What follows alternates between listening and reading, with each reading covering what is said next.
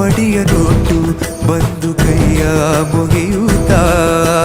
ಗಂಗಾ ಜಲದ ಕಳಶ ಹಿಡಿದು ಬಿಂಬ ಮಾಡುತ್ತ ಸರ್ವೇ ಜನಹಿತಂ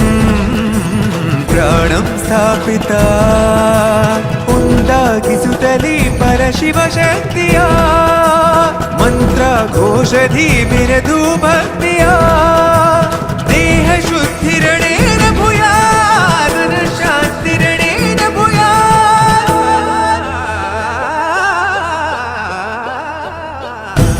ದೇಹಾಲಯವೇ ದೇವಾಲಯವೂ ಲೋಕಾನುಗ್ರಹವೇ ದೈವಾನುಗ್ರಹವೂ ಪ್ರಣವ ಸ್ವರೂಪ ತೇಜೋಮಯವೂ ಪುಣ್ಯ ಸಂಚಯ